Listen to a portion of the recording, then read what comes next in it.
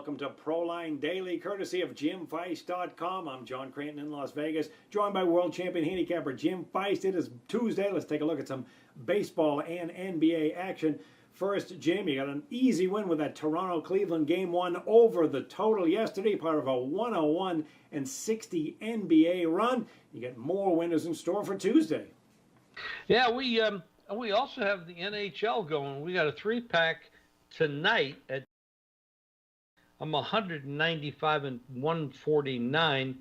That's plus $2,297 to $100 player in the NHL.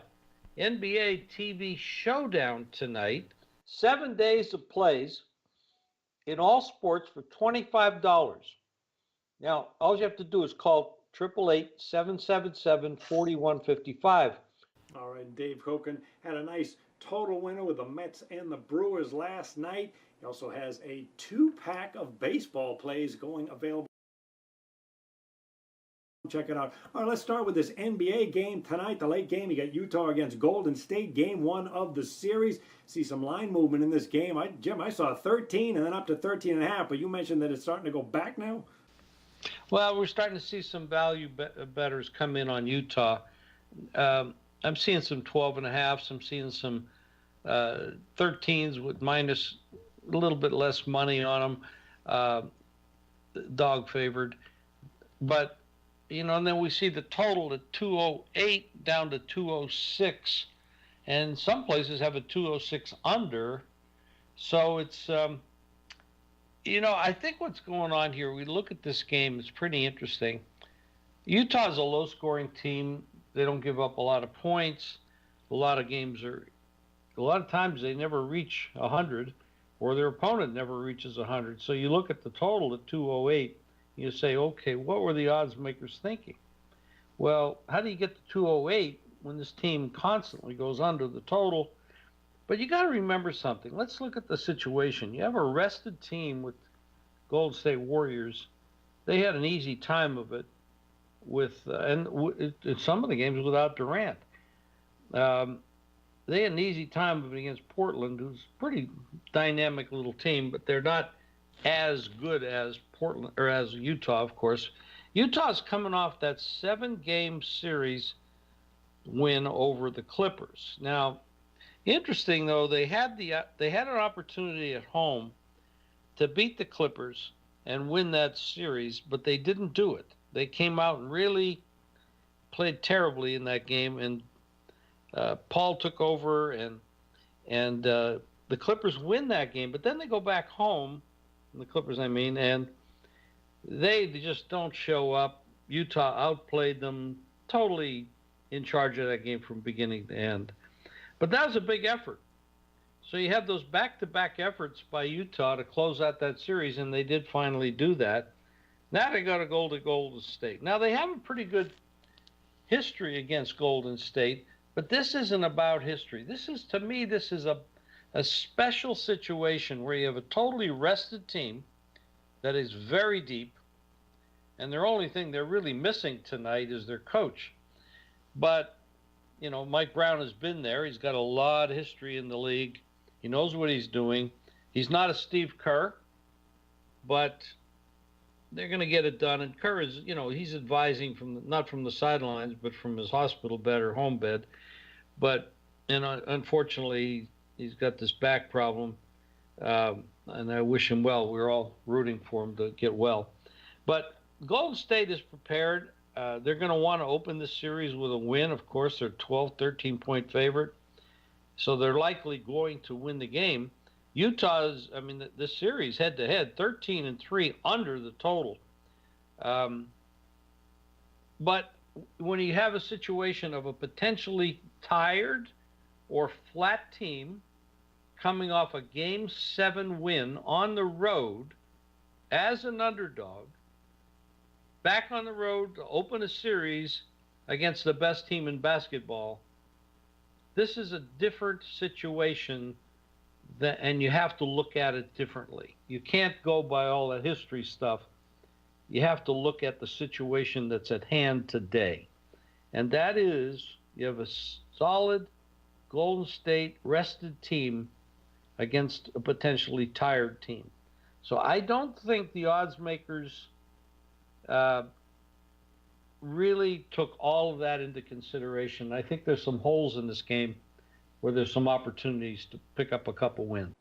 Yeah, the situation is huge for this game. Obviously, Utah's going to want to slow the pace down, but what a terrible situation. 7-game series, game 7 on the road, now heading on the road again. Utah hasn't really been healthy most of the season. Rudy Gobert did see a little bit of action, but he's still battling an ankle problem and clearly wasn't at full strength. So they're going to want to slow the pace down, but can they do it? Golden State just has so many weapons. They're off that 4-game evisceration of Portland, winning all 4 by an average of 18 points. They are rested, which is good for Durant, who sat out 2 of those games.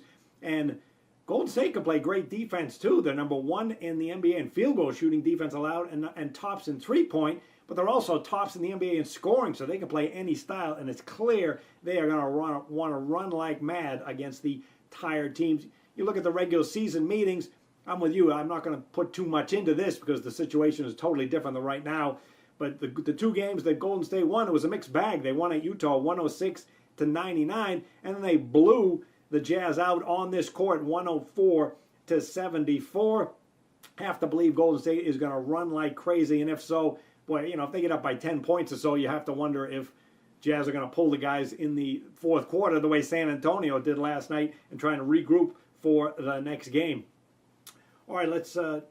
By the way, the Jazz are 1-6 against the spread on this court. So there's quite a few things favoring the home team tonight.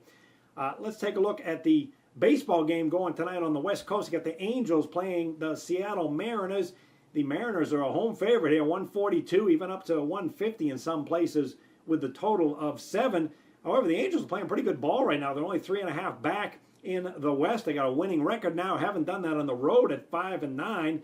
But Seattle has all kinds of troubles as well. Angels on a nice 7-2 run. Neither team played yesterday, but they do come off a win Sunday against Texas. The Angels did 5-2. That's part of a 7-2 run for this team. And they're not really doing it with offense yet. 22nd in baseball in runs scored in on-base percentage, but the pitching has been very good. Top 11 in ERA. Keep in mind when the Angels, they're not the high-scoring team you might imagine. 33, 16, and 3 run under the total, despite having the best offensive player in the game. And the pitcher that they're going to go with tonight, this Shoemaker, he's got a bad ERA, 4.73. However, he's actually pitched much better than that. In 5 of 6 starts this season, he's allowed 2 runs or less. He's been outstanding. In fact, 4 straight games, he's allowed 2 runs. And here they are in the role of underdog. And then you got the Seattle team that, well, let's face it, no ballast or balance with this team. The Mariners are 4-6 run.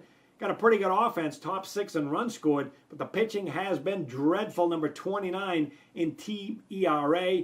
They do have our favorite tonight at home because they have their best starter, James Paxton, going. They've been looking at this guy to be an ace the last couple of years, but he's been hot and cold and battling some injuries. But I'm wondering if he's really found that potential and talent, because he's 3-0 with a 1.39 ERA. However, Jim, they don't score a lot of runs when he pitches. 4-9 when Paxton is pitching at home. So I'm wondering if maybe the dog is a way to look at tonight's game. Well, 4-9 is not the way I choose to look at it. I don't like history lessons in sports betting. I'm a current guy. I like to know. I mean, I can go back and say, well, I used to run a 100-yard dash under 10 seconds. Well, and that's true, but I can't do that today. And it's this kid has. Let's see, started his first outing was against Houston, and his second outing was against Houston as well. In those 2 games, he goes 6 innings, 0 earned runs, 7 innings, 0 earned runs. Then he goes and he plays against Texas. 8 innings, 0 earned runs. Then he plays against Oakland, and this is a game I lost the bet on this game, but he goes 4 1/3, and he gives up 5 earned runs. So that was a bad game, the worst game of the year.